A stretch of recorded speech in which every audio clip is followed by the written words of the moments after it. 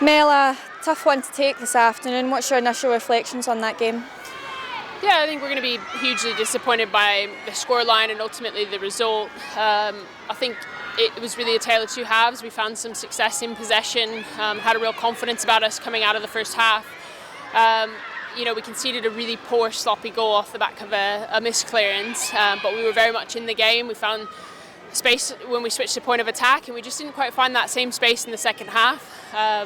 Turned into pressure a little bit more and struggled to get out of our half for that reason. And yeah, I think the scoreline's just a little bit unjust given the timing of which they scored and the nature of which they scored their goals later in the game. But proud of the fight of the group as always and how competitive we were against yet another top opponent. As you said, despite the early first goal from Arsenal, do you feel the discipline and determination from the squad was definitely shown in the first half? Yeah, and I think the determination was shown throughout. I think we can't negate the quality that Arsenal has. And the discipline to come away from pressure, that's something that we've been continuously working on and will continuously work on the ball. And what changed in the latter stages of the second half that led to the two extra goals? Yeah, ultimately we conceded from throw-ins, so we have to look at that and where we can be more focused because it's set plays that have been our Achilles heel. You said it was very much a game of two halves. Do you feel like the scoreline fairly represents the team's performance? No, I think we'll be disappointed to concede the two late goals that we have. Look, the game's going to become a bit more open when we start pressing a bit higher. And that gives Arsenal some transition opportunities that we didn't want to give up, and ultimately that's what the goals come from, whether it be pressing on the throw-in or switched off on the throw-in.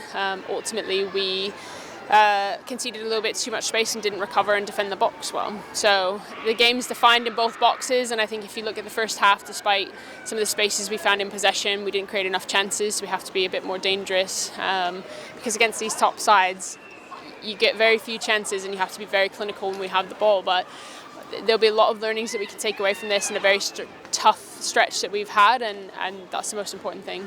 As you said as well, it's been an incredibly tough run of games in this block. Is this just part and parcel with the results we're going to have to deal with? I think we're going to have to go again. I mean, there's no time to dwell on this performance because we've got WSL opposition in the Conti Cup midweek and then we're away to Liverpool. So again, we've learned a lot about ourselves. We continue to implement things. I know the group will do that, and we'll always look within about where we can grow and improve. Despite the result, a sell-out Broadfield, first time in club history, that must be some positives that you can take away from today's game with the incredible support from the fans. Yeah, I think the fans have been really excited about the performances out on the pitch throughout, despite the results, and they see the progress and the growth of the team and how organised we are, how much fight we have to show, and I think the fans are a huge part of that. You know, we love that it's a packed house, and we can't thank them enough for their support, and long may it continue.